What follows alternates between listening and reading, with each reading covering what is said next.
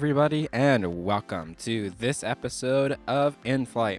I am your host, Sol Vasquez. It has been a long time since I have sat down in front of the microphone and recorded an intro for everybody out there listening. I am so sorry for that. It has been very, very busy in my personal life, so it has taken me a lot of time in order to actually get this out to you guys, get this episode out to you guys, and I apologize for that. I am definitely going to make sure that doesn't happen in the future, and since my schedule is clearing up, it's a lot more easy to actually follow that. So, on this episode of the podcast, we have Tom from IXEG on the show. As I said, it's been a while since I've been able to sit down, so we recorded this quite a while ago. If you keep tabs on IXEG's updates, this was the update before last update that came out a week ago. So when he refers to some things, that's when he's talking about. He's talking about an update that came out a few weeks ago. Just so that you know. But Tom was really fantastic to talk to. He had a lot of insight as to how X-Plane has grown, because he's been in X-Plane for quite a long time, and he also did a contract job for NASA, which was really interesting to learn about and just learn more about him and who he is, because I read so many forum posts from him, but I never really understand who the guy is who's actually developing the 733. And he really goes into detail about some of the things that you might have been wondering about: why IXEG came back, why it had to go on pause, and how everything is going right now. And also just some really interesting stuff about the systems as well. It really cleared up a lot to me as to why some of the issues that are present on the IXEG are there. It was really, really insightful. I had a really great time talking to him. Norm had a really great time talking to him, and it was great to have him on the show, and I'm really excited for you all to listen to his episode and let me know what you guys think. Thank you guys so much for listening, as I said, and on with the show. Tom, thank you so much for joining us today. How are you doing? I'm doing very well. Thank you for asking. Yeah, absolutely. So, you are one of the lead developers on the 737 made by IXEG, and you guys have been silent for quite a bit of time, but now you're back, and you guys have been working very hard. You released a new update about a week or so ago at this point. How has that felt to be back into the development scene for X-Plane? Actually, it feels wonderful. I've been in X-plane development since the early 2000s, and it was something that I've always enjoyed doing. But X-plane market growth hasn't quite been able to sustain that kind of independence and sole means of support for somebody like me who had four kids growing up. But about the time that the market started to scale up, it was shortly before that I had committed to another endeavor that I had to follow through with, and that's what caused the kind of breach in our time frame. But events being what they are, I'm kind of back, and I feel that I'm grateful the market's much increased. It can sustain me, and I think it's going to allow me to do what I set out to do in the very beginning, and that's work on this stuff full time. Oh, wow. I mean, I'm glad that we now have you back and have your full attention back to this airplane. I must admit that coming into X-Plane about 3 years ago, this was my very first payware, real payware that was of any value. And when you guys came out, I'm sorry about that. I know. No, no, no. Don't be mad. Don't be sad, because this is what I learned. I learned flying X-Plane on. I learned flying airliners on, and the level of modeling that you guys put into it, and the sound and the texture quality to this day, I must say, still stands up.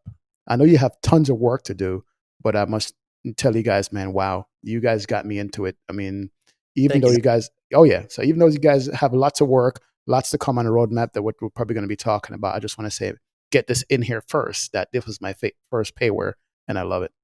Thanks, Definitely. Norm. It was definitely labor of love and passion that put us onto that whole thing in the first place. Yeah, I also share the same sentiment with Norm, and I also want to get this out of the way before we begin. Like really diving into your work at IXEG. But the IXEG was one of my favorite planes when I purchased it, and it still is one of my favorite planes. So I share the same sentiment. You guys have done a really fantastic job. And even though you have acknowledged that there's a lot to do, everything that you have done is amazing. And I know that the community has really appreciated it. And I appreciate it too, because I feel like it has also paved the way for third party add ons to really be better for all of us. Um, yeah. So, how did the whole project start? Was it your idea? Who's your colleague's name again? Jan, right? Jan is German, Jan. so he goes by Jan, and we all make that mistake. I've called him Jan. I think he's used to it. He learned to fly here in America. Flying for Lufthansa, they train out in Arizona, so I'm sure he's been called every name in the book. So he's really good about that kind of thing.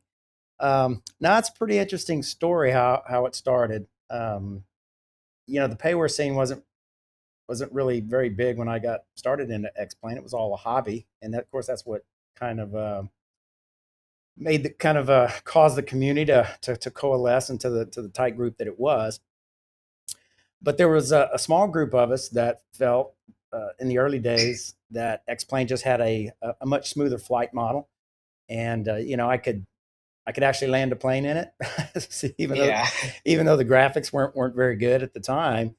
And when I looked at it, it was my take on it was it has the infrastructure there to develop some really superior simulations, but they just didn't exist. So an example that I give kind of very frequently is, before California became California, somebody had to move out there and develop it to make it appealing. And that's just the way it has to be. That there's just no two ways around it. So when we got started in the early days of development, and Ben Supnick came on board with Laminar, he injected quite a bit of stability into file formats and things that X-Plane suffered from in the early days. He really stabilized and laid the groundwork for the rest of us to start doing some 3D stuff. So when the X-Plane came out with manipulators, that was kind of a really huge thing. It was we take it for granted today, but back in 2000, can't remember what it was, 4 or 5. It finally enabled us. It kind of put us in this playing field where, hey, we're starting to get a little closer to FSX and what it can do, what their expectations were. So that's kind of when I started the whole MU2 process. But the market wasn't very big at the time. So we got into that. Several people got into that. We started X Aviation, and when we got into that, line of work, mostly as a hobby. But then when FSX quit, that was kind of a wake-up call. I had already done the MU2, and I was working with a guy named Niels Danielson who did the BK helicopter. I can't remember the name of it. I'm not a big helicopter guy. But Niels is probably one of the most talented artists I've just ever met anywhere. And we both suffered from the same problem trying to do everything ourselves. We'd have to model it. We'd have to do the flight model and all this other thing. So we got together and we decided that we wanted to do a project. We were going to do a caravan. Caravan to this day sits on my desk half done. We got into that when the news of FSX canceling their team, came down the pipe. So we immediately got together and said, it's only a matter of time then before the FSX guys start to try X-Plane. That technology is going to wane over time, and it's going to get old. X-Plane's moving, and we want to be ready for that. We should consider doing an airliner. So we had another individual named Morton Melhus. Morton has been around X-Plane, probably early 2000s, if not earlier. And I've known him for quite some time. And he develops flight models, really technical individual, and is very anal retentive on his expectations on the flight model. So the three of us got together and decided to do a 737. Now, we were originally going to think about doing an NG, but at the time, there was a X737 project, and they were working on it, and we decided we didn't want to step on their toes.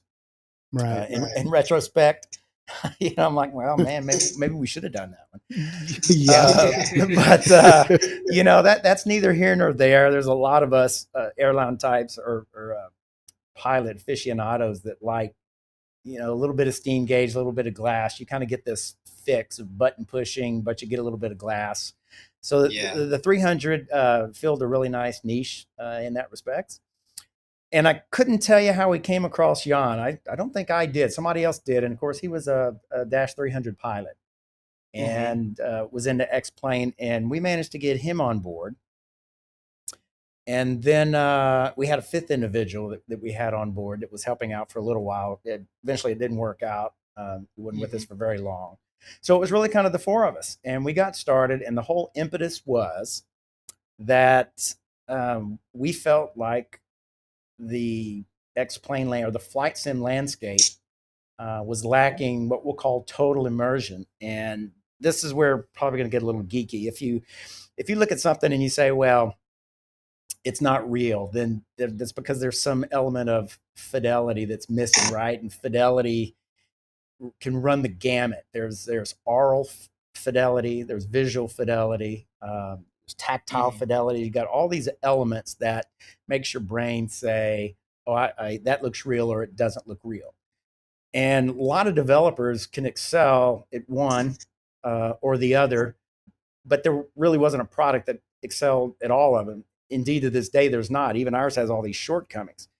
But having done all the work, meaning that I've done the programming, the flight model, I've done the 3D, the texturing, the modeling. One of the hardest things to go back and do to fix up is the 3D modeling. Like if your FMS was busted and your code's busted, you get in, you type a few lines, and you can fix it. And it's a quick deployment, and you can make some rapid changes. But going through and changing your 3D model or retexturing or going to higher resolution, really, really, really difficult.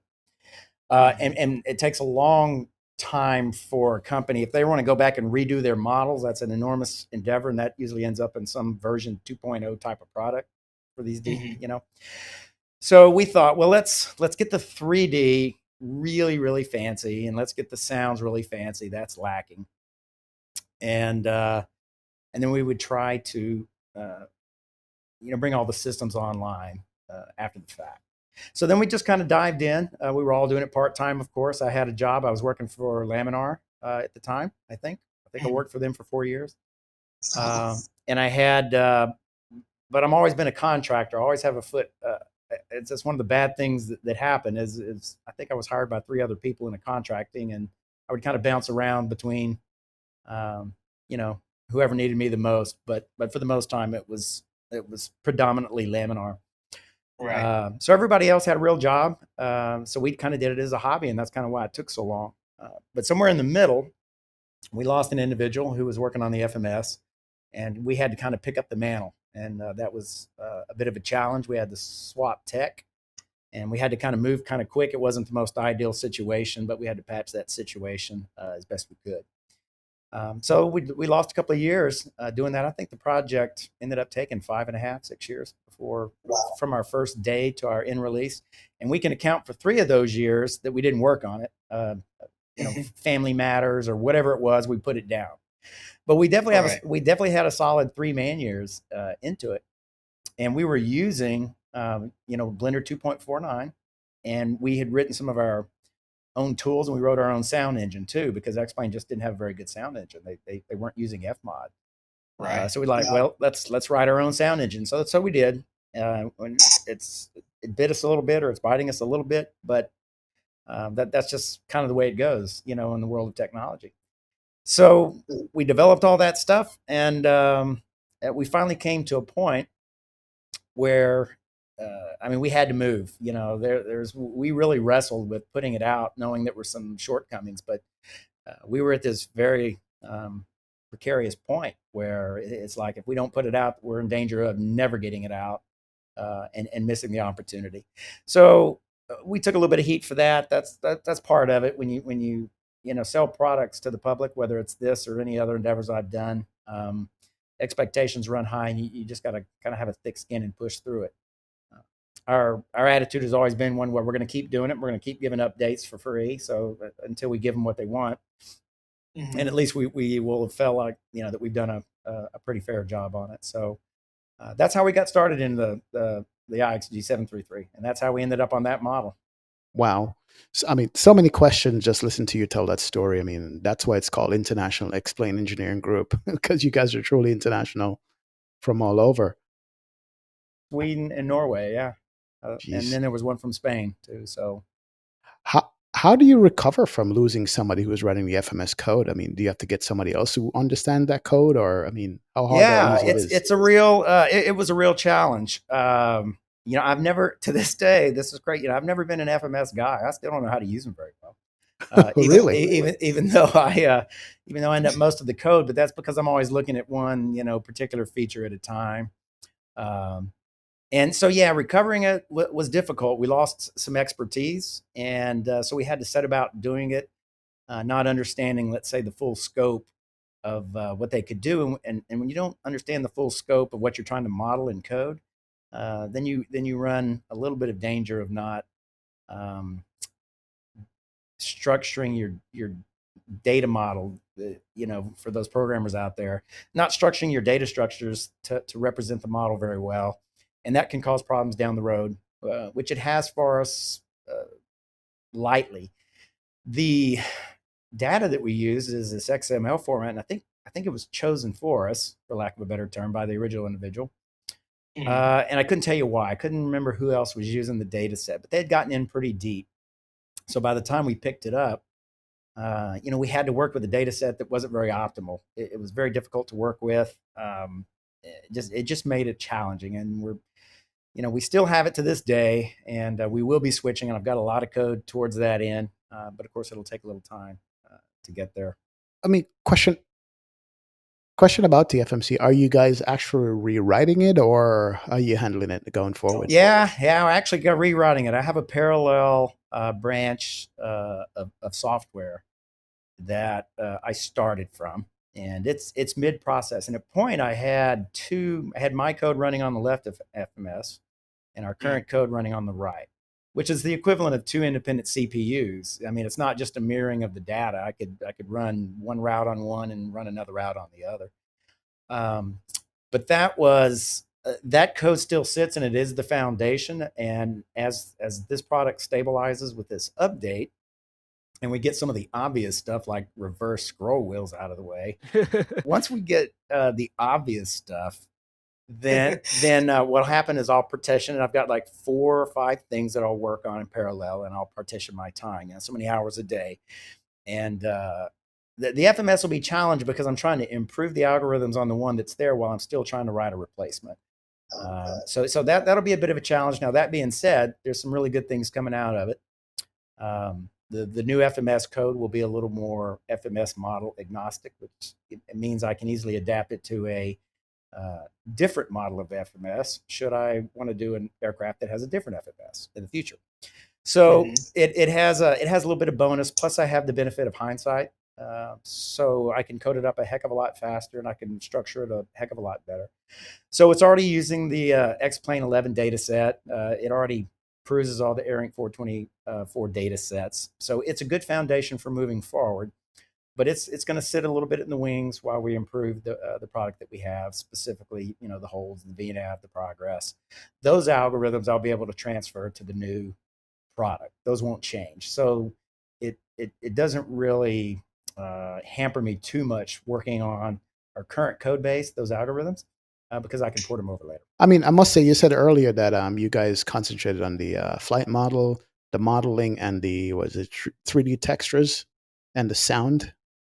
And reason why I'm bringing that up is because I think it's the first plane in X-Plane that actually felt alive, like you were in the plane and you got the right combination. And based on that, I judge every other airplane that came out on that. Well, we did, and I think so too. And that's not just saying because we did it. Remember, we kind of were setting out to build our own. We like to say we're setting out to build our own simulation in a way. I think a lot of people start that way, and it's certainly valid. And Niels is responsible for a lot of that. He textured the cockpit, and he's just an unbelievable artist, and he mixed all the sounds as well. So I wrote the sound engine from a technical level, and the goal was, well, let me give you a tool that you can then use to implement the sounds that you've engineered. And so I don't want to say I wrote the sound engine that we generated the sounds. Niels generated all the sounds. He sampled some, and he created his own. I gave him the code to work with, and then he weaved that into the effect that you hear. And it's just, even today when I fly it, we're going to port to Fmod for compatibility. But to be honest with you, I still like our sound engine better. I think it's easier and faster for me to implement sounds with my own code base. And I honestly think we have a couple of features that Fmod doesn't. Not from the replay aspect. Fmod's got some incredible spatial and real-time filtering functions, but we have a lot more control over like a fall off and where the sound plays that we can write in code, and we're going to lose that when we go to Fmod. But at the same time, it's infinitely capable. Fmod is, and it's just going to be a little bit longer process. But once done, then we don't have to worry about the future, because right now I think they're dropping support for OpenAL and Xplane 12, so we're kind of on the clock to get switched over to Fmod sounds. So basically, I shouldn't worry then when you guys switch to Fmod that you're going to still have that same warm sound feeling that the plane has now. Well, the idea is, we're going to go through and audit all our sounds in our code that we use to play the sounds, and we'll try to put that into a list of parameters that we can then simply feed into Fmod. So with any luck, it won't sound any different. I think you'll get a little, if we do a really good job, you'll get a little bit more of left-right type of effects with Fmod that you don't get with ours. I'm not a giant fan of it. I think it's kind of an overplayed effect, but it's not a bad thing. It's kind of 6 of one and half a dozen of the other. So yeah, that's the idea. Take the sounds that we do have, all those WAV files, and just move them over with the same parameters, and we just let Fmod play them instead of OpenAL. And yeah, with any luck, it'll sound the same, if not a little bit better. Wow, awesome. I mean, I totally agree with Norm. Your aircraft was the first one that came out that actually had amazing sounds, because I'm sure you see it these days. The sound packs are very, very widely accepted in our community, our small little X-Plane community, because it seems like developers focus more on the system depths than they do sound. And I think it's actually really cool that you're talking about your specific sound, the way that you've programmed sounds, your sound engine, because I hadn't even thought that you guys had made your own sound engine, but it seems like you guys like did the whole gamut, which I mean, really at this point actually makes sense considering how like far ahead your plane was at the time that it was released, and also the time that it is now. I'd say it's still ahead of a lot of add-ons that exist out there. Like I said, we really like it. If Fmod wasn't in, we'd certainly be sticking with it. We've grown quite fond of it, and of course, one of the major reasons is, all existing code. We don't have to work with a third party and generate, all these files. We literally copy a wave into a folder, and we get in code, and we kind of type in all the parameters that controls its sound relative to the camera, because our sound engine has a lot of vector math in it that keeps track of where the camera is, and right. That's normal stuff when it comes to sound. The flyby sound when I do an exterior shot at altitude, I mean, everybody loves it. I can't take any credit for that. That's Neil's all the way. He's starting to play around again in his own hobby. He has some. I think I've seen some videos of him recently on the org doing his supersonic flybys, and if you didn't know that was him, or you've seen the videos, you can know that's him, and that when he starts playing with sound, special things start to happen. So most of the people who were originally working on the project still on board with you guys, or is the team a lot smaller now? No, the team's pretty much kind of dropped down to me and Jan for the Jan. Listen to that. He's going to kill me for that one. No, it's pretty much dropped down to me and Jan. Just life kind of gets in the way. And one of the things we couldn't foresee that it's really hard, and it's not necessarily an excuse. We had really pushed, Blender to the limit as to what it can do, and kind of right there in the middle, towards the end of the project, it got very cumbersome. We had written our own custom scripts to manage some of the projects. The aspects of the project. And it was very unwieldy, very cumbersome. Little things would break. And of course, X-Plane wasn't as evolved as it was now.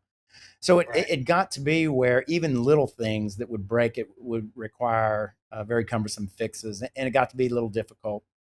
And along the line, all these guys I work with are incredibly talented in their own right, not just an X-Plane. Like I said, we all have jobs, and we're all really good at the jobs that we do. And Neil's ended up getting a promotion and doing some other things. And Morton, who originally did the flight model, once the flight model was kind of set, his job was kind of done. Right. So he's still around on the forums, poking around, but of course he's a successful businessman and does well in his own right as well. So Jan and I are, my kids are out of the house. It's funny how things swaps. When my kids were kind of in their years before leaving the house, you come home, they take all your money, you can't do anything. So you get on the computer to fill the time. And Jan had really young kids, but now it's kind of reversed. My kids are out of the house, and his are a little bit older, so he's killing lots of time on the computer now. So he has time to kill as well. So yeah, it's mostly he and I that are kind of doing the mantle, and is what it is. We'll just keep on moving. I mean, speaking about time and dedicating your time to this and dealing with families and juggling careers and stuff like that, kind of a side question. I mean, how do you guys handle criticism as a developer? I mean, including some from me too. I live stream your plane, and I will continue to do it. I always do it. I always love flying it. But anytime there's a little niggle somewhere, like for instance the reverse scroll wheel thing, I was like, "What the hell's going on?" Now I know the backstory to it, but still. Great, that's a fair question, and everybody deals with it a little bit different, to be honest with you. And I'm an engineer, and I've been building, designing, and producing products for a long time before X-Plane and other markets. And everybody's different. Now, the markets have never been as big as they are here. You're just going to deal with everybody's personality. And there's people out there like myself, as a consumer of software, right? Software never stops changing. I'm a Macintosh user, and it'll crash on me. And and I didn't call up Steve Jobs and saying, you don't sell me a product that's going to crash. AutoCAD, it's just the nature of software. The best that you can ask for is that you've got a team that kind of responds quickly, and that's unfortunate. Like I said, it's unfortunate for you that you got in at a time when it was not a joke. I'd literally kind of committed to this startup endeavor for this NASA thing probably about 9 months before the 737 came out, and they were gracious enough to wait for us to put it out. But towards the end, I was getting an enormous pressure saying, look, you promised that you would do this. And of course, when we were 9 months prior to release, we weren't exactly sure when it was going to be released. It was just an awkward situation for everybody. And we had our internal discussions about releasing it or not. But in my mind, the fact of the matter was, if we didn't release it, it wasn't going to get released, and I'd never be back. I'd have to move on to something, because it wouldn't generate any money if we never released it, and I wouldn't be here today being able to work on it. So there's some people whose thought is, well, something's better than nothing. And then there's other mindsets that says, well, I'd rather have it complete than not at all. And I think they're both fair, but the ultimate thing is, well, you simply can't please everybody. But as somebody who's produced products, usually the products that I've had pretty good reputation outside of this of being able to understand the customer's needs and giving them what they want, even if it's not on their own time frame. So even if some people don't like it, there's a lot of people who still derive an enormous amount of value. And make no mistake, at the end of the day, it's a business. If the money doesn't come in, then we can't afford to work, and you'll never get a product. So you could look at it, say, from a philosophical, and say, well, yeah, I'm so sick of all the problems. But let's say we fast forward, 12, 14 months, and the FMS working beautifully, and you get to see all the new 3D that we're going to be putting in that looks like the cockpit. And you're like, wow, if we would have demanded this up front, we would never even be here at all. You wouldn't even have it. And that's different for everybody else. I happen to have a relatively thick skin. So the team members have developed the thick skin. But you keep moving. I mean, that's the expectation. I mean, yes, we do. You put out good money, and there's stuff missing, and I'm not gonna say better late never. That's horrible, and that would upset some people. I like to tell people it is what it is. We're gonna keep working at it the best that we can. I am very happy that we're back and that we have time to work on it. To me, that's something I'm not going to look back. That's just pointless. When we get these posts that say, yeah, no, you've had 3 or 4 years to do it. I'm just like, and yeah, and I get it. You're frustrated. Okay, knock yourself out. I mean, just go to town. And when you're done, it's like, good. I'm going to go back to work for you. And then so what are you going to do, right? Yeah. I mean, what are you going to do? I have software I use that I pay for that doesn't have features that I need, and you just have to find a workaround. You just have to stay positive and find ways to keep moving. And then when it finally is delivered and people get to, savor that, whatever it is that they were wanting for so long, they're like, then they tend to forget the past, especially if they didn't have to pay for it. Now, if you have to cough up a fee, that'll sting. But once people have it, so our goal is to get there as fast as we can. So that's paramount in our discussions. So we've prioritized, we literally have a list of what the biggest complaints are. And we have to somehow address those issues while still trying to make sure that we can move to X-Plane 12 with FMOD, which nobody's complaining about our sounds. But if, imagine what's going to happen if everybody updates to 12 and all of a sudden our plane has no sounds anymore. So it's like, well, we can't ignore it. We're going to have to deal with it. So we'll find a way to get it done. Now, you mentioned NASA like a few minutes ago. Do you work at NASA? Well, no, I've always been self-employed. So it's kind of a long story. So when I was working for Laminar, President Obama had opened up Space Initiative, which we're seeing that now with SpaceX, as commercial space. And I've got a friend of mine I went to school with who worked for NASA for 20 years. And NASA was opening up opportunities on the space station for commercial endeavors. And he called me up one day and said, well, we're working with Airbus Space Division, and we've got some of this new software that will allow us to kind of talk to the space station almost as easy as we're talking here. Basically a network connection. And that's a big thing for commercial, but prior to that, I can't even describe to you. If you wanted to conduct an experiment on the space station remotely, I couldn't even tell you how eminently difficult it was with 1960s network technology. But they were looking to up their game, and he called me up and said, hey, can you, I'm part of a small startup here. Can you come help out with this software? So I did on a contract capacity. And as I did, I started to meet a few people in the industry. And the company that was contracting to was kind of new to the business. Right. And they had a couple of shortcomings, to phrase it nicely. I don't think they were ready to do the work that they had set out to do. And it caused the customer to be a little unhappy. So in my capacity there, I managed to solve a few problems for them. And they were like, why don't you just start a business and, we'll contract you instead.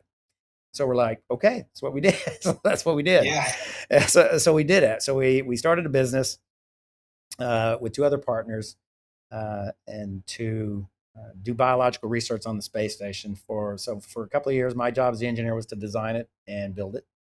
And trying to get something on the space station is not an easy task.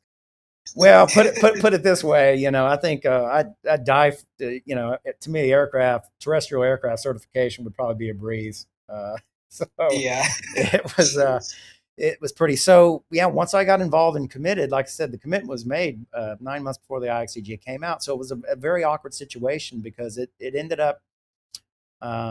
It ended up taking a lot of my time. I had a couple of business partners who weren't very technical, and we kind of suffered from the sales team selling my time. They're like, oh, we'll have that for you on this date, except I was the one that was having to do the engineering. And so that was a very difficult 2 years, but we got it built. We got it on the space station. It's still on the space station now, and it's doing, cell research for whoever wants to do it. Mm-hmm. But once it was kind of built, then that took nearly 3.5 years of my life, and that was the dead zone because I had written a lot of the code, and it was just really, really unfortunate for the team and the customers especially, and I do feel bad about that. But like I said, it is what it is. So once it kind of went up there and things slowed down, my role kind of slowed down a little bit. And then I said, well, while I think my last year there is when I started rewriting the FMS and a couple of other things. And then it just so happened that I finally told them, there's nothing more for me to do here. I'm done. And kind of started working on the 737 again. And that's kind of when I got back into it. When I got to a point where I felt like I could pick up the work again, then Jan and I got together and we started it back up. So that was when you're on the forums, that's that long porting process. And I can't even begin to describe to you how painful that is to have to dissect, 600 manipulators and check all the data refs, and we got to move them and reorganize them. We had, 80, 90 megabytes of gigabytes of like 3D data we had to move to the new blender. And that was an incredibly long, painstaking process, and clean up the textures. But we finally did. And you can see, I mean, I finally, for the first time, feel like we were when we first released it, we had fast release cycles. The engineer in me says, what good is it? If our tools aren't fast, what's the point? When somebody says, can you fix this? And I can come back, 40 minutes later in the forum and say done, then that's the tool chain that we need. So we put a lot of effort in that, knowing that it's going to be better for customers in the long run that we can do that. And I think we're just about there. So we've got another update coming out probably in the next day or two. Hopefully, we'll see. I'm hitting the button. I'm waiting for that update, man. I mean, it's logistics and there's load time and some other things. We're not always exactly sure when it's going to hit. We kind of we send it up the chain and say, whenever's good. And then of course, real life and other factors come into play, but it's relatively imminent. And once that's done, we'll go right back to work. Jan and I already have our to-do list on the next patch, and we're off and running. Literally, somebody today just messaged me in my Discord, say, "Hey, here's a new livery for the IXEG. When are you going to fly it?" And my response was, "As soon as the update come out, I'll be flying this new livery that they just made." How often? Let me ask you this question. Two-part question. How often do you think you'll be dropping updates, or is that just dependent on what needs to be done and how long it takes? And also, are we somewhat spoiled because of the 737NG in X-Plane, the Zebo updates? Yeah, probably a little bit of both. The way we go about it is, we obviously have our big ticket items, and that's the phrase we call them, big ticket. Going to FMOD's big ticket, FMS rewrites big ticket. Brand new 3D cabins, relatively big ticket, but not as big as you'd think. That's kind of on the short list. So we have our big ticket items, but we still rely quite a bit on the community to catch things. And unless you've been on our side of the fence, it's kind of hard to describe. People say, well, you need to test these things. And I can give you an example. If you, I can't even begin to describe this. If I'm going to test a feature like, let's say you have a discontinuity in your FMS and you want to fly past the discontinuity and then fly past the next waypoint. And, Jan's like, well, this is the way the thing behaves. Then you could say, okay, well, I'm going to test that and I got to get in the sim and fly it and I got to test it. And I can use the map to speed things along, but that might be a 15-minute test. And then, let's say I have a bug and that's only on one route. And these routes have peculiarities all over the world. You really have to say, I'm going to try this. I'm going to fly these many routes. I'm going to try this many combos. I'm going to try to fly that same path, but this time I'm going to put a waypoint restriction on it. Well, the next thing you know, you start saying 15 minutes per test, this many tests, this many permutations, this many, and I should try it at this many airports. Okay, testing this one new feature is going to take me 4 weeks. It doesn't add up. There's over 400,000 like waypoints in the database, but you start putting it out. There are people that are going to come back with something they're going to find in 2 days that you wouldn't find in a year. And so it's a critical part of the process. And like I said, it's incumbent upon us to address that quickly now that we're back. And so as far as the updates go, to address the question, So we'll have our big ticket items that we're working on, but then we kind of wait and see what the community comes back with. And they say, oh, you forgot this, you missed this, you did that. And if we can have a little list of quality of flight, if we say, okay, these little changes, will really enhance their quality, then yeah, we'll do a relatively quick update. We definitely want to do relatively quick updates, but we're not putting the updates on a schedule. In other words, we don't say we're going to do an update every week, right? We say, what's a worthwhile update for you guys to get and get there as fast as we can. Now, that being said, there's enough to-dos where internally, and you quote me on it, but I'm not making any promises, where I told Jan, I said, we've got enough where we ought to be able to put out something meaningful at least once a month. Whether it's the 3D doors, then the front galley, and then the rear galley, and then the cabin in between. We don't necessarily have to wait for all that to be done at once. Now, some people will want that, right? They're like, just wait till it's all done. Where there's other people who will enjoy it in a piecemeal fashion. I like that way, because then it feels like you keep on getting progress here and there. Well, yeah, and then it's our product, and that's the way we like it, so that's the way we're going to do it. And that's Awesome. that's where the thick skin comes. That's where the thick skin comes in. But yes, it does kind of put out the message that we're making progress. And as far as Zebo, I couldn't speak to it. I don't know how many people they have working on it, and I am pretty picky about our code base, that we use. Ironically, I was telling Jan, I think there's a lot of features that we put into it that people never get to see. Jan is you ever seen that movie Airplane 2? Yeah. Yeah, there's a scene where a little kid goes in there and he starts playing with all the controls and the space shuttle. He ends up, it's like a video game, right? But he's turning every single knob in front of his face. Jan's like that. And he'll try stuff that nobody else tries, and he'll break it, and then I got to end up trying to fix it, and nobody in the field will ever see it. And we're pretty picky, but it's how the real thing behaves. So, for instance, are you familiar with, say, a double bypass or a triple bypass waypoint situation? No.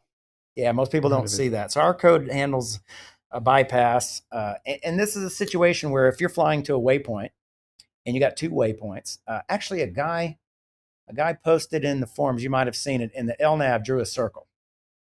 And he was like, well, it's not supposed to draw a circle. And he's right.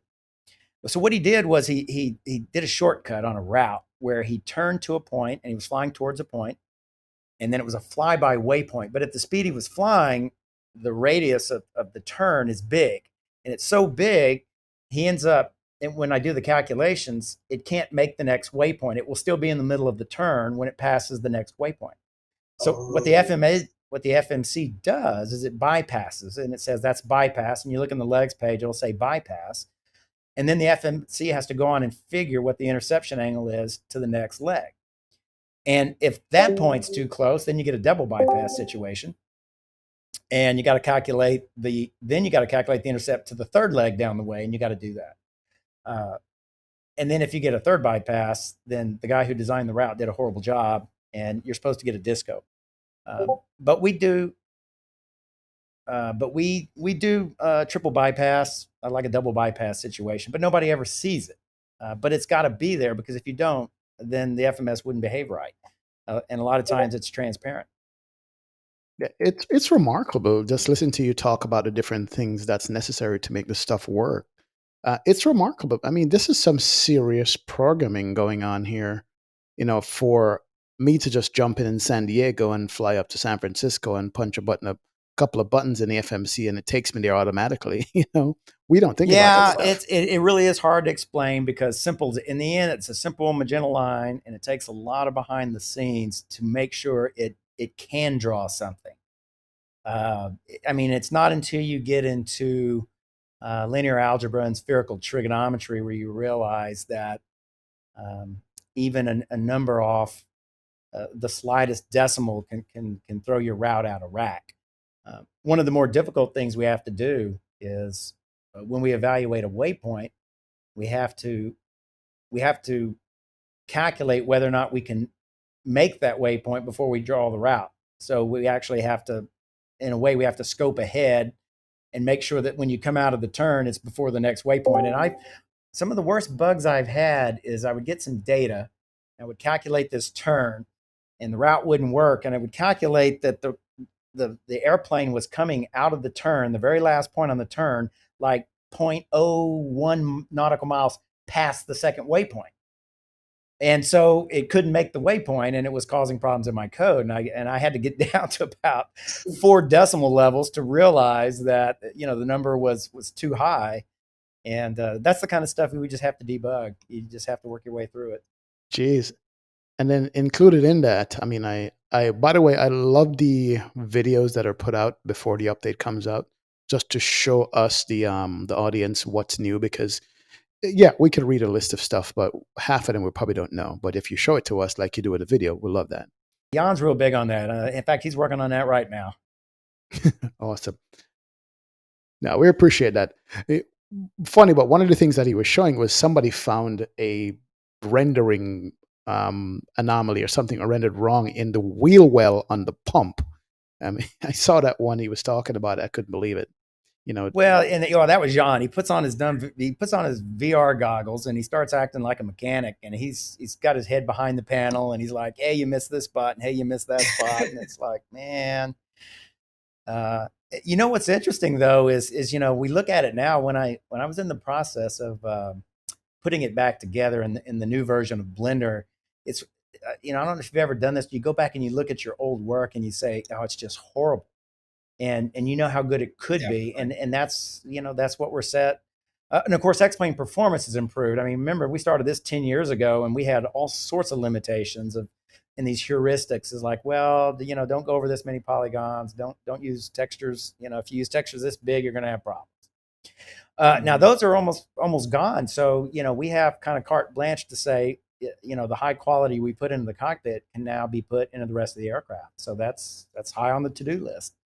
You know, so the main galley's been modeled forever. I never got around to texturing, but you know, the main galley has been modeled to the same level as the cockpit, and so has the main cabin door. So that's actually kind of next on my plate, right? Because the doors are a big deal.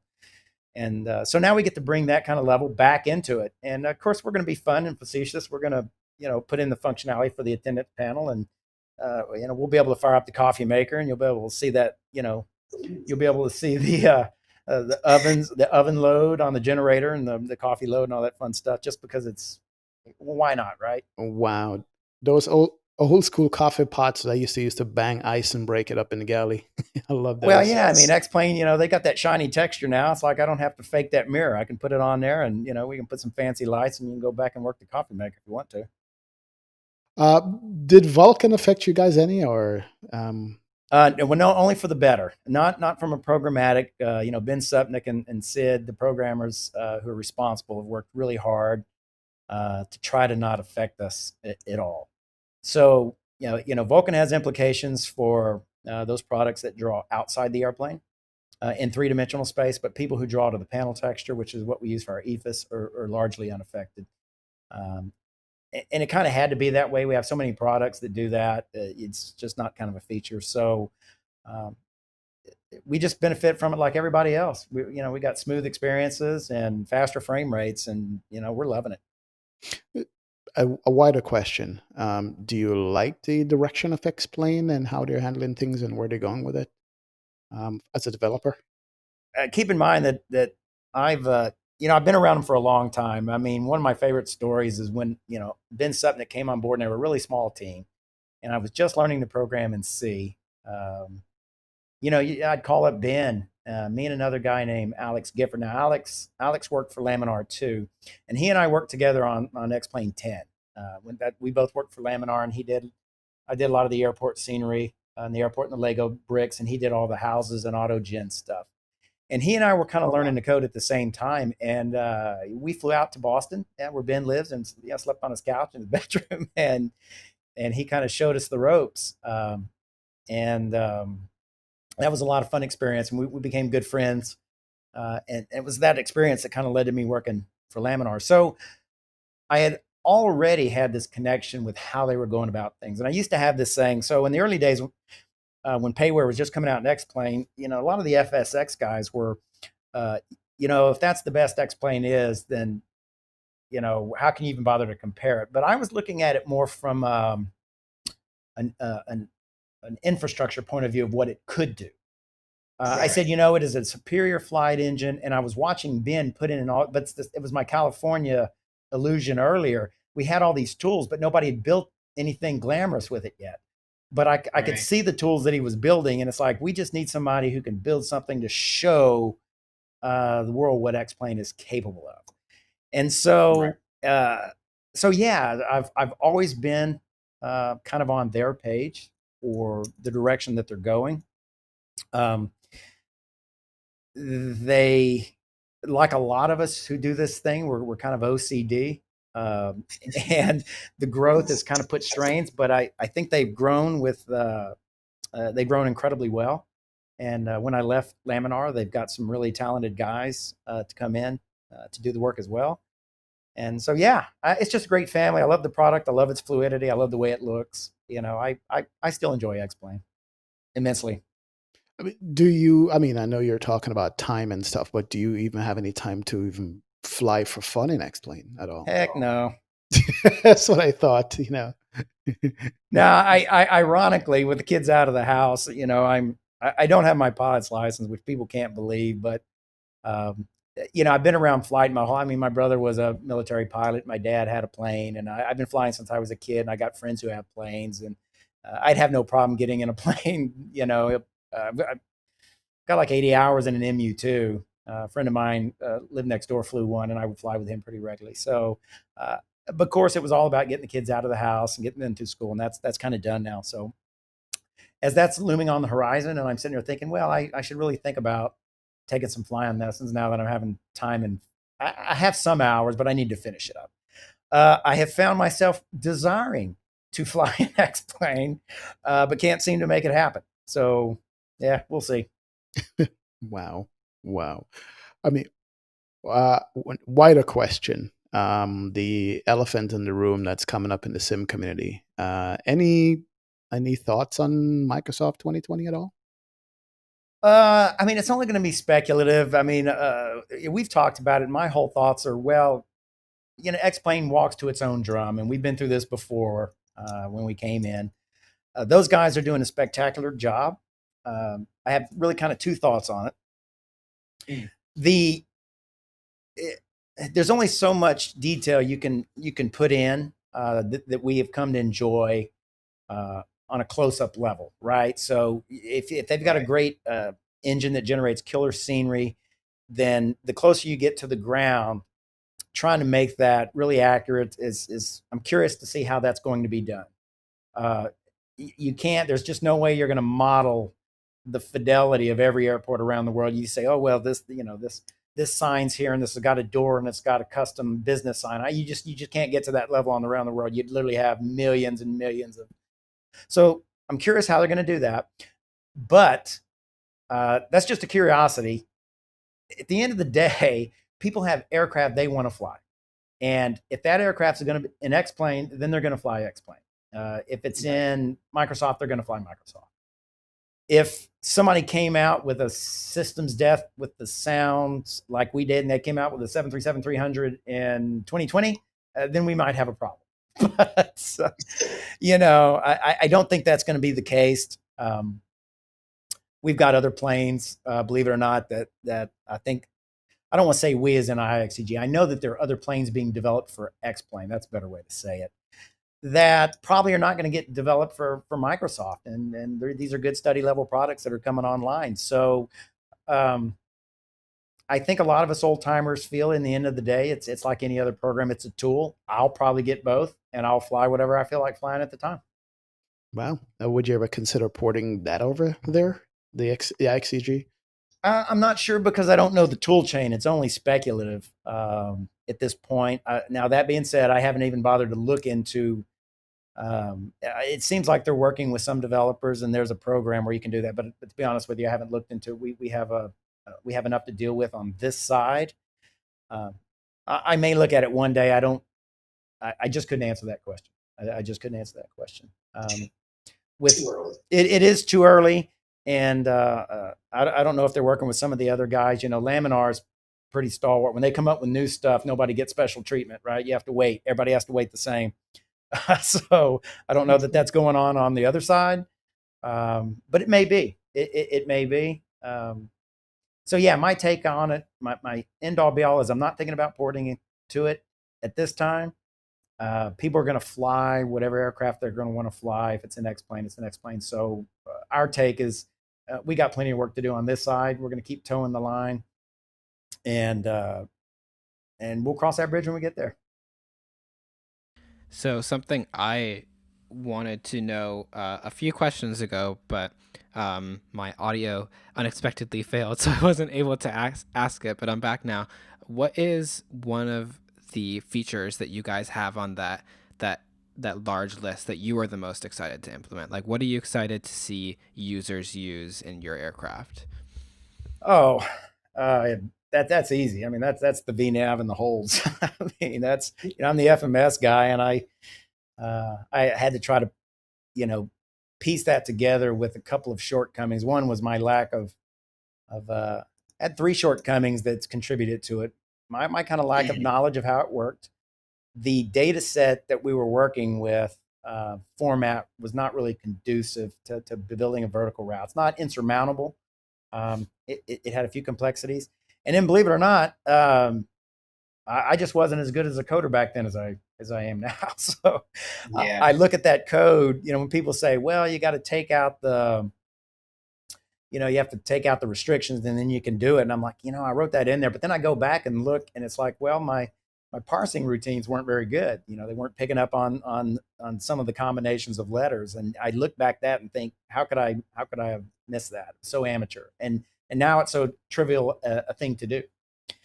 So that's one thing I would definitely love to get in. I'm not gonna say I'm on the fence. There's a part of me it needs to be done now. There's a part of me that wished I could do it with the new XP11 framework that I have in place, but I just can't. I need to move forward quickly for customers with what we have now. So regarding the holes, that's kind of an interesting story. People are like, can you do holes? This is not a joke. I was asking Jan, and I met two pilots on aircraft when I was working on the holes. Doing the holes wasn't a problem. The problem was drawing the entry and whether or not it even drew the entry. And I would ask Jan, Jan, does this thing draw the entry route? And he didn't know. He couldn't remember the last time he had flown a hole.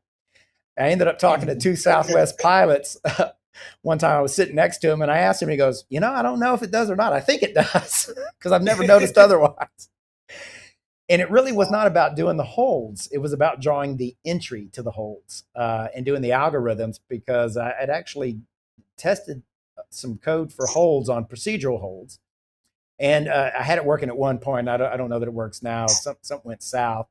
And but of course we released it and I moved on before I got a chance to work on the entry pattern. Now since then it's like, yes, we do have the entry patterns. Those do need to exist. And now that I know that, then basically I can use the same techniques I used to draw the rest of the LNAV to draw those entry patterns and get the holes in place. So that's kind of how that ended up.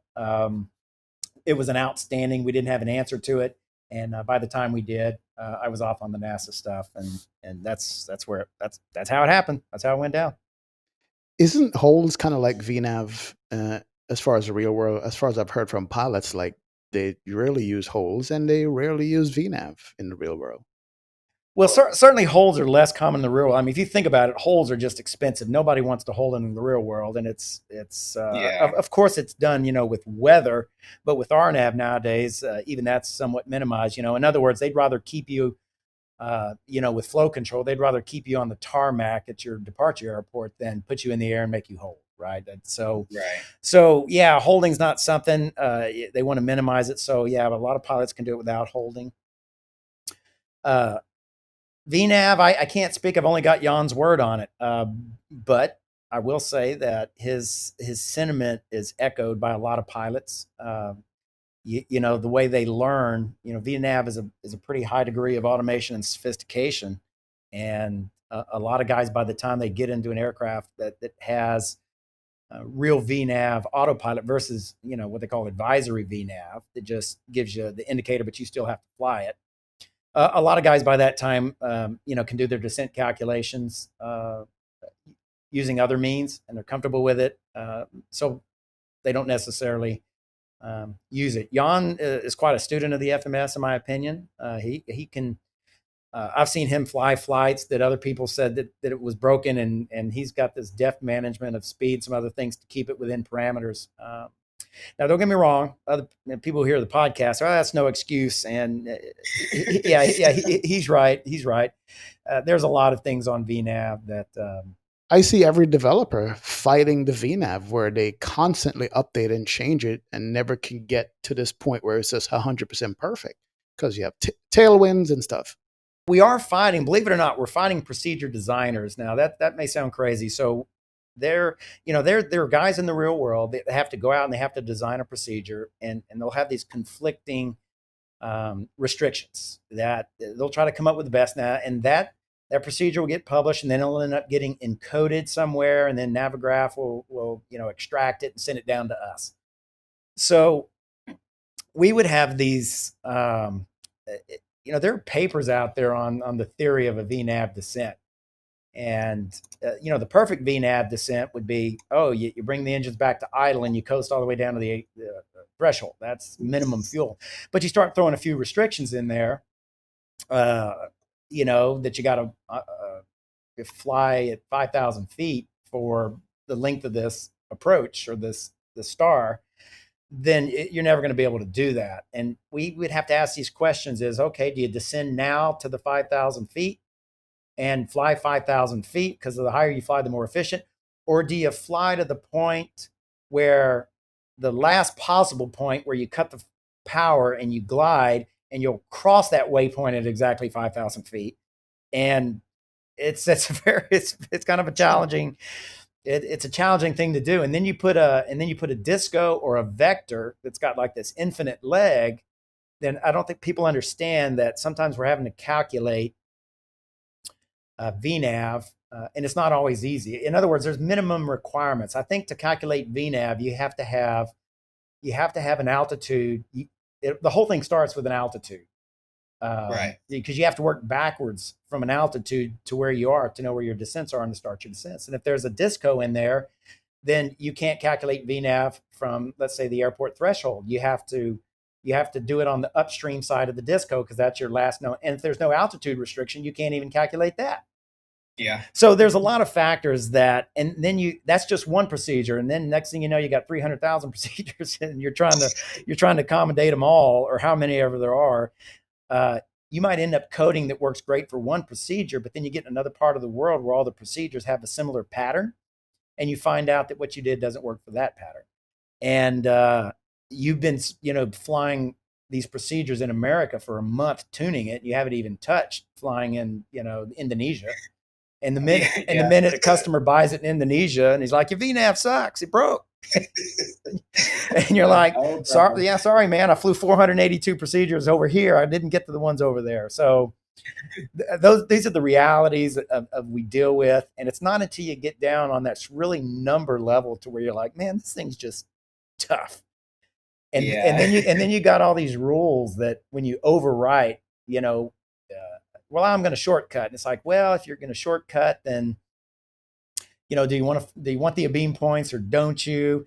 And Jan and I had this one difficult situation where if you had a route that had the same waypoint named twice, and these are things that most people don't think about. Remember that the nominal stuff is easy. It's the oddball stuff that makes coding so difficult.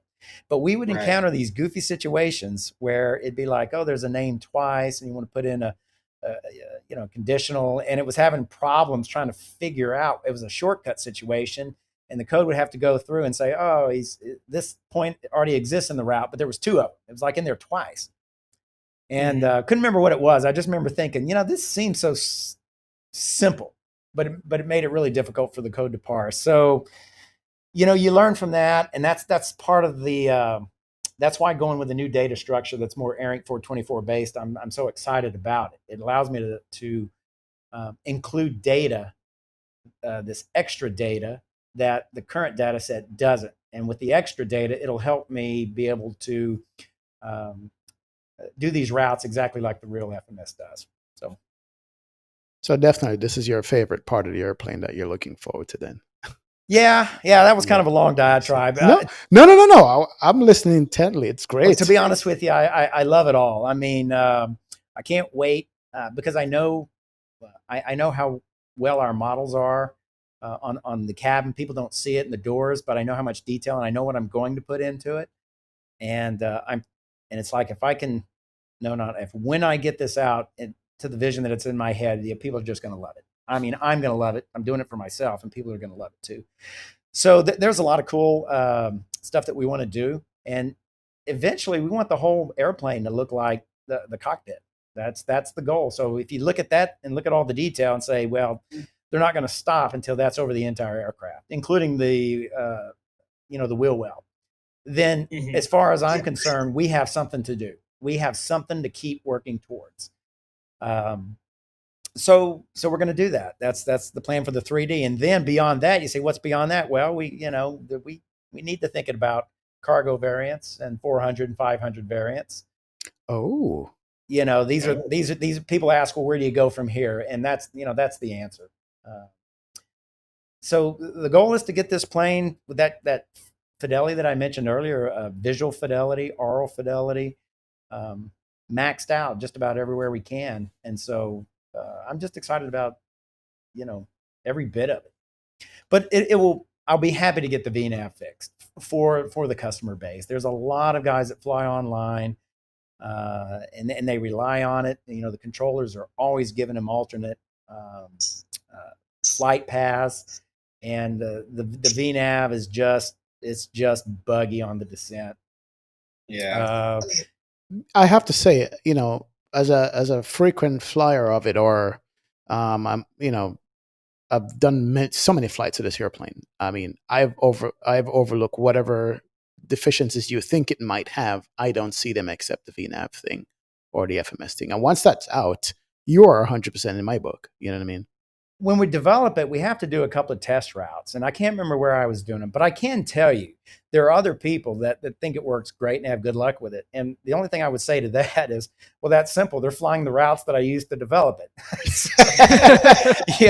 And it's by sheer coincidence. But there are several, and more in America than anywhere else, where I kid you not, I'd come down and I'd be en route and I would just put the hands behind my head. It would hit top descent and it would end up over the threshold. And but these were very specific. That's, these are waypoints that didn't have double restrictions. They might have had just below restrictions. You start putting double in, my code would start to balk. But somewhere around the world, there are procedures that have the right combos of restrictions where VNAV will perform pretty well. Hey, I don't mind the challenge at all to take over the airplane and V-speed it myself and hand fly the rest of it if I have to. It just gives it more excitement. Dan, it's not insurmountable. I mean, Jan will be the first to tell you. He says, once you've done it a lot and he knows the theory, it's not a big deal for him to take it over and still fly the path. But of course, he's I don't know, he's got 8,000 hours in that thing. There's nothing he can't. And so it doesn't phase him. But and you can catch his tone in the forums. And I think he's right to some degree. It's cool to watch. It's fun to watch. People rely on it, and for that reason, we really need to make it happen. And to me, there's a technical challenge, right? The engineer in me is like, I got to get this right. So yeah, so it's going to happen. We're going to keep working on it. But I honestly, when people say that it's a deal breaker for them, I don't know what to say. I think that there's a lot of the product that they're probably overlooking that's pretty good. There's a part of me that wants to say, fine, we'll get VNAV working and we'll send you a 3D model of a brick and you can VNAV that brick down into the airport and I'm sure you'll be happy. And so my being facetious there, my point is that we still feel like the product still has quite a bit of value, and we're still going to continue to work on it and make that work for everybody. I'm not a big VNAV guy myself. But I got to fly it a lot in VNAV to make it happen. So the biggest thing for us will be lessons learned. I know a lot more about VNav than I have. Read up a lot on theory since then. It's kind of one of these things when you look back and you say it's so clear to me now. I don't know why it wasn't clear to me then. So it's just a matter of going back and cleaning it all. Absolutely. Well, I am very excited to see what you guys keep on doing, and I please keep on doing the monthly updates. I don't care what other people say. It's really great, and it gives you something to look forward to. And Jan's videos are great, and you guys are really great. And Norm and I are two big fans talking to you, and I know it's been a blast talking to you for this past hour. So Well, we appreciate your support. We know there's naysayers, and it's important that that we know that there's still people out there that can appreciate it and keep it going because um, those cells fund our time. They literally translate into hours I can spend fixing the FMS or doing the next round of 3D. So the good thing about the monthly updates is there's enough 3D to go around where we can get quite a bit done every month. So if nothing else, then I believe that we can at least do 3D on a regular basis and make it look a little bit better. That's not to say we won't be working on the software of the FMS. Like I said, that's just a longer straw, a little bigger ticket. So it goes on in parallel while that's happening. And then of course you'll wake up one day and there'll be an update with Olding and FMS VNav fixes for everybody to test drive. Oh yeah. woo! Oh yeah. Well, thank you. It'll just happen. You'll get the email one day. Wait, what? You got to be joking. No, this has been great. I appreciate the time you've taken here with us. I just need to remember to keep setting those 6 speed dial setting things that you guys make me do all the time, which is fun anyway. I can't believe you guys modeled. Oh, you never did ask me about the reverse scroll wheel. Oh yeah, so, yeah. Tell the story about the reverse scroll wheel. Why it was reversed and nobody caught it. Well, yeah, why did it reverse? It really is. I am. I'm gonna blame Jan for that one. So I don't use a traditional mouse now. There's going to be a jillion people that are going to look me in the face. It's like, well, you develop products, you should be keeping a mouse next to you. And the answer to that is he's absolutely right. Truth of the matter is I do have a regular mouse with a scroll wheel, but I lent it out to my daughter. And I use a trackball, right? And the trackball uses a horizontal scroll wheel. So there is no up, because if you're right-handed, one side is up. If you use it left-handed, then the other side is up. And of course, it comes with some fancy software, so I can configure the direction on a per application basis. So basically, I go into Blender, but I usually don't do that. I usually do it globally. So I use the Blender, but because it's a left and right scroll wheel, the concept of zooming is not the same as it might be for a regular mouse, where somebody says, oh, if you scroll up, you need to zoom in. And some people are like, no, I scroll back because I'm pulling the objects to me, right? So well, that's why you can configure it, because it works with however you want your brain to work it with. So I've got this scroll wheel, and I had reversed it for my zoom direction in Blender, which is where I'm spending 80% of my time going into the updates. And so yeah, I'm sitting there thinking, and I remember trying it the first time, typing in the information I thought I did, and the switch was backwards. I'm like, why the heck is the switch back? So I reversed the number, and my mind was, everybody can make fun of it. I don't know where my mind was. I reversed the number, and that should have been my first clue. But I didn't think about it. It worked. Next thing you know, Jan's, everything works good. And I didn't know he wasn't trying it with the right scroll mouse. So whoever honked about that quality control, but that's when I kind of told Jan, they're like, how can you forget that? But if I were to sit you down and say, okay, look, we're going over 500 manipulators, we're switching them. And then I show you the fields, right? And I go, there's 6 fields. I got to look at each one of them one by one. You start doing the math, and it's like, yeah, it's great. I just had to check 4,000 things today. And that's just the manips. And so, yeah, your mind is all over the place. You're not just looking at the scroll wheel direction. You're making sure the data ref, your animations aren't working. And it did. It just slipped through the cracks because I have this horizontal scroll wheel that was reversed. So the concept of up and down just didn't hit me. Don't take the blame all yourself. Jan said it. He goes, I prefer the drag. Yeah. Well, and I know that he uses that kind of mouse. I was like, man, are you backwards? What's going on with that? So, and the thought was, and we fixed it within half a day. We did have to go back, but as it turned out, it was a great exercise because working with the VR guys, we had to bring all our manipulators into the modern times. We developed this thing 10 years ago, and most of the manipulators that we didn't have back then. So we coded our own behaviors. The good news is they've been reliable for a lot of years, but they didn't support some of the latest features. So that whole exercise with the reverse forced us to go through every single manipulator, and we cleaned up a lot of them, got them VR. So this update will include a VR config file. Even though VR is a minority, it still forced us to evaluate every single one. And we cleaned up quite a bit of them so they feel more natural. The mouse follows the handles exactly through their movement now, stuff like that. So it was a little embarrassing, but a good exercise for everybody in the end. It forced us to improve a lot of that stuff. And I think everybody's going to kind of like it here on the next update. Awesome. Yeah, I love how you guys are handling it. I love just from the videos alone and from your explanations, I can see that you guys are working long and hard, but having some good times doing it, instead of stressing over stuff. It's quite a bit of work. I think the one thing that we have to deal with is I really don't think people know how tough an FMS can be. Case in point, we're doing these conditional waypoints, which this update will include one. There's a little bug in it, but people are used to living without it. And we still have more to put in, but I was writing up the code and I was thinking there was these little challenging points. So just for grins, I decided to crack open X-Plane's FMS and try it, enter the same data, and it didn't do anything right. It didn't display them right, didn't sequence them right. And it's like, okay, I'm not the only one. And I'm a good friend. And I know Philip relatively well. But FMS are pretty complex beasts. And we have a lot of, I'm proud of a lot of code that nobody's ever going to see what it can do in the background.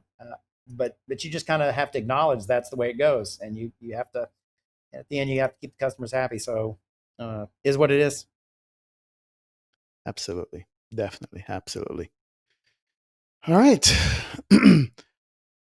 So thankful that you had the chance to stop and talk to us about what's going on in the IXEG 7.3 Classic. I mean, love the Classic, love the Steam gauge and everything. And look forward to having you guys come back on board and come up with new announcements and things like that. Love the fact that you're committed to it way further than I even thought now with the cabin stuff and so forth and so on. So thank you so much for being on with us. Yeah, thank you. And I know we're both looking forward to everything that you guys have in store. So thank you so much for all of that. And it's been great speaking to you. Thank you, Saul, and best of luck to you guys. And once again, I appreciate it. And we'll see you some other time.